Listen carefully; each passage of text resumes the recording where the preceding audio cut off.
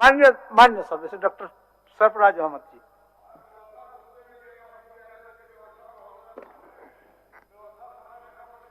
अध्यक्ष महोदय, अभी हम बोलवाएंगे, आपका भी व्यवस्था लेंगे। अभी शुरू कर दीजिए। शुरू कर। सरकार द्वारा जो डिमांड आया है उसके पक्ष में मैं खड़ा हूं, यानी कटौती प्रस्ताव के विरोध में मैं खड़ा हूं। इस जो नई सरकार बनी 2019-20 में एक अच्छी शुरुआत हुई और हमारे समाज के जो भाई थे, अंग थे, जो पारा शिक्षक लोग थे, उनको सरकार ने मान सम्मान दिया और आज वो फख्र से कह सकते हैं कि वो एक सहायक शिक्षक हैं। निश्चित रूप से शुरुआत कामों की अच्छी हुई। आपने तो वो भी नहीं किया मेरे भाई, लेकिन कोरोना काल में भी आपने देखा कि शिक्षा का प्रसार होता रहा। ऑनलाइन बच्चों को पढ़ाई लिखाई का काम चलता रहा, उसको रोका नहीं गया जहां व्यवस्था हो सकी। अब जहां व्यवस्था नहीं हो सकी वहां नहीं हो सका।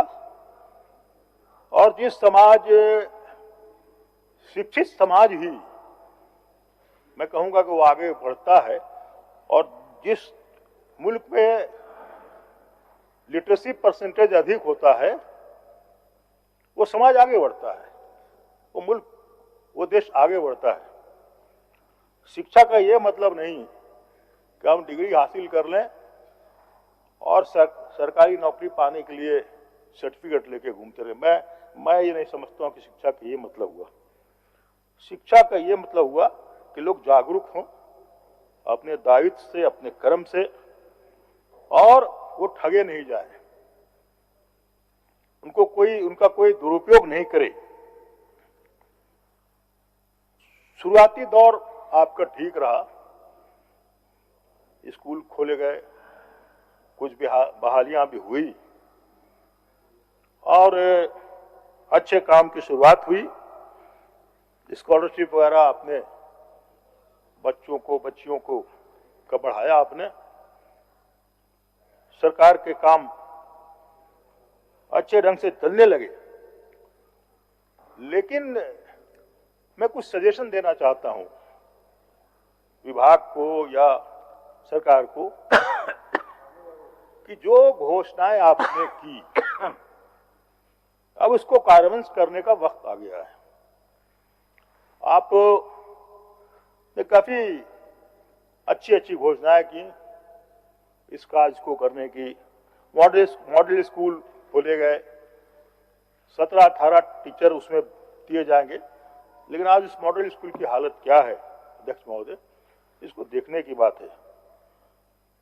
बहुत सारे आपने नेतरहाट के तर्ज पर और इंदिरा गांधी रेसिडेंशियल स्कूल के तर्ज पर आपने हजारीबाग में जो है दुमका, कोल्हान, रांची गर्ल्स स्कूल खोलने की घोषणा की। कहीं कहीं उसमें एडमिशन भी हुए, लेकिन अभी भी कुछ ऐसे उस तरह के स्कूल हैं जहां एडमिशन कंप्लीट नहीं हुए हैं और उसमें नुकसान हुआ है बच्चियों का, पढ़ने वालों का। निश्चित रूप से इसका, इन चीजों का जो हम कहते हैं उसका समय समय पे मूल्यांकन भी होना चाहिए। मैंने आपसे कहा मॉडल स्कूल में उसकी बहाली नहीं। अब जो संस्थाएं हैं, मदरसा बोर्ड है, संस्कृत बोर्ड है, वो नहीं बन रहा है। उर्दू एकेडमिक बोर्ड बनना चाहिए, वो नहीं बन रहा है। उर्दू जो है अध्यक्ष महोदय, अगर इनसे पूछा जाएगा तो ये कहेंगे उर्दू जो है मुसलमानों की जुबान है। उर्दू हिंदुस्तानियों की जुबान है। उर्दू हिंदुस्तानियों की जुबान है। आज भी ये शेर व शायरी करते हैं अगर अपने भाषण में तो उर्दू ही इस्तेमाल करते हैं। लेकिन उर्दू कहते हैं केवल एक कौम की और एक मजहब की जुबान है। ऐसा ये इस तरह के दुष्प्रचार नहीं करना चाहिए। उर्दू एकेडमी बनना चाहिए, काउंसिल बनना चाहिए। मैंने अध्यक्ष महोदय एक गैर सरकारी संकल्प लाया था 2022 में। मैंने मांग किया था वही मदरसा बोर्ड और संस्कृत बोर्ड बनने की। उसका जवाब से मैं संतुष्ट नहीं हूं। मैं आज भी कहना चाहता हूं, एकेडमिक काउंसिल बना दी गई है और सारे जो इस तरह के संस्थान थे उसको उसमें मर्ज कर दिया गया है। वो जो इंस्टीट्यूशन होते थे काउंसिल या बोर्ड्स, उससे जो उसके दायरे में जो लोग काम करते थे अध्यक्ष महोदय, तो सहूलियत होती थी उनको। और आज जो जैक बना हुआ है उनको फुर्सत नहीं इम्तिहान कराने की, इंटरव्यू कराने की, और इतना बोझ उनके ऊपर काम का पड़ा है कि वो जस्टिफाई नहीं कर पाएंगे। इसीलिए मेरे ये राय है कि सरकार को पुनर्विचार करके और जो संस्थाएं इस तरह की होती थी उसको फिर से जिंदा किया जाए, उसको फिर से चलाने की व्यवस्था की जाए। इसको, और जो मेरी जानकारी है, जो मुझे खबर मिली है, जो उसके अध्यक्ष है महोदय वो झारखंड की भी नहीं है, वो दूसरे जगह के हैं। ये भी ठीक नहीं है। एक झारखंड ही व्यक्ति झारखंड की क्या समस्या है उसको समझ सकता है। पिछले बार पिछली सरकार ने स्कूलों को बंद कर दिया, 7,500। अभी ठहरिए, मैं आ रहा हूं। मैं आप ही की बात कहूंगा।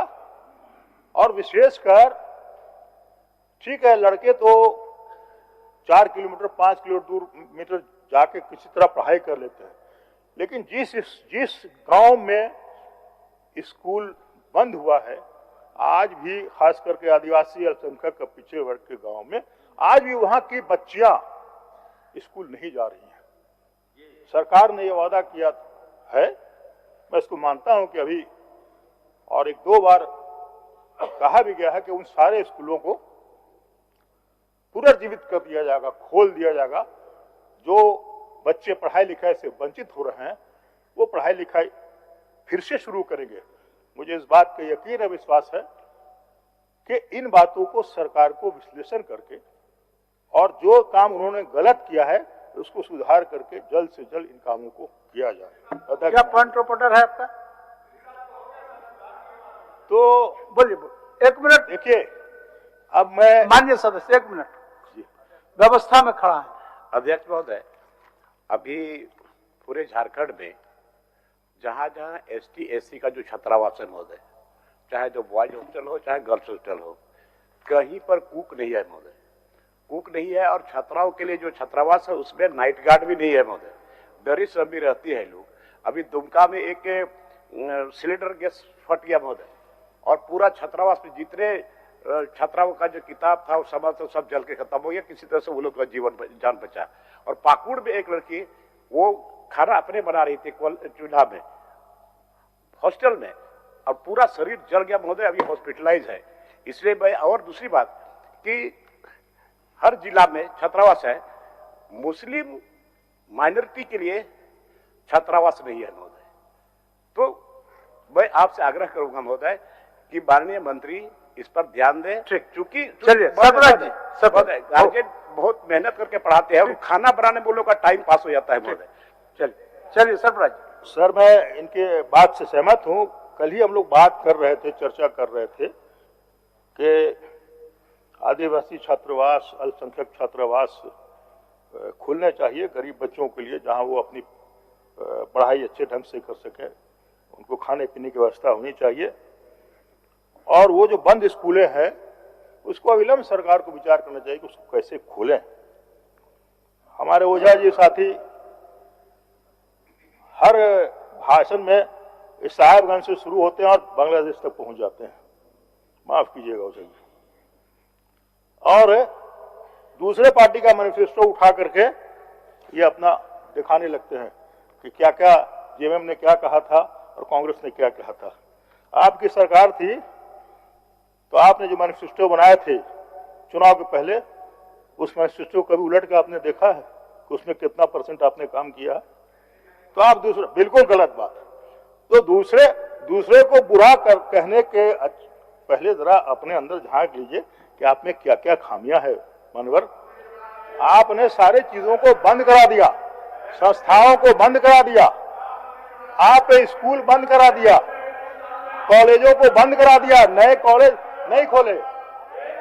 आज 4-4, 5-5 मेडिकल कॉलेज इस राज्य में चलाए जा रहे हैं। अध्यक्ष महोदय, इनकी ये जो नीति है और इसी पे इनकी दुकानें चल रही। अगर रघुवर दास जी, बोलिए रघुवर दास जी अच्छी सरकार चलाए होते और मुख्यमंत्री थे, मुखिया थे इस प्रदेश के, तो क्या सरकार तो गई, वो खुद भी चुनाव हार गए? क्यों लोगों ने आशीर्वाद नहीं दिया? क्या कमियां थी उनमें? तो कुछ ना कुछ तो कमियां रही होंगी, इसलिए अपने अंदर झांकना चाहिए अध्यक्ष महोदय, किसी को क्रिटिसाइज करने के पहले। हमारी सरकार ने तो वादा किया है प्रत्येक प्रखंड में एक डिग्री कॉलेज खुलेगी।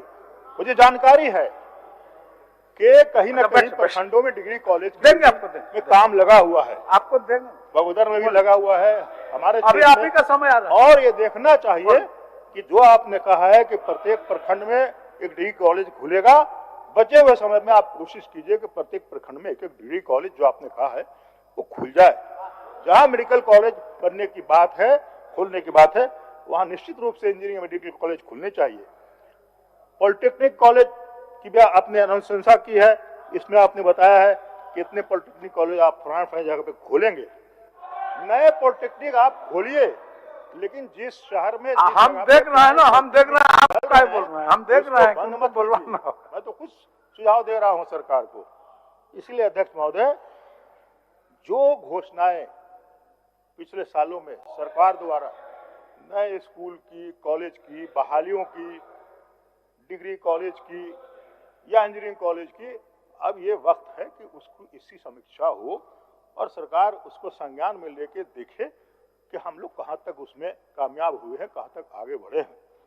मैं इन्हीं चंद शब्दों के साथ जो ये डिमांड आया है सरकार का, उसको मैं समर्थन करता हूँ और कटौती प्रस्ताव का विरोध करता हूँ। धन्यवाद। माननीय सदस्य डॉक्टर सरफराज अहमद साहब ने कुछ बातों को रखने की काम किया है। मॉडल स्कूल का क्या कमी है, खामियां हैं, उस बारे को रखने की काम किया है। नेता रथ स्कूल का जैसे स्कूल बने, और उन्होंने विशेष रूप से मदरसा बोर्ड, संस्कृत बोर्ड के बारे में भी अपना बातों को रखने की काम किया है। और एक बात उन्होंने ये बात उठाया कि 2016-17 के बाद और उसी समय से जो करीब 4096 ऐसे स्कूल मार्च हो गया था, उसको पुनः खुलने की व्यवस्था किया जाए। सरकार इसका भी संज्ञान लिया है और सभी उपायुक्त को चिट्ठी भी दिया गया है, और मुझे लगता है कि 1-2 महीने में चिट्ठी आ जाएगा, तो ये रास्ता जो स्कूल जो बंद हो गया, मर्ज हो गया था, उसको खुलने का रास्ता भी खुल जाएगा। ये बात असम के द्वारा हम माननीय सदस्य को बोलना चाहते हैं। मदरसा बोर्ड हो, संस्कृत बोर्ड हो, उस पर वो भी विचार देना, उसको भी हम लोग करने की काम करेंगे।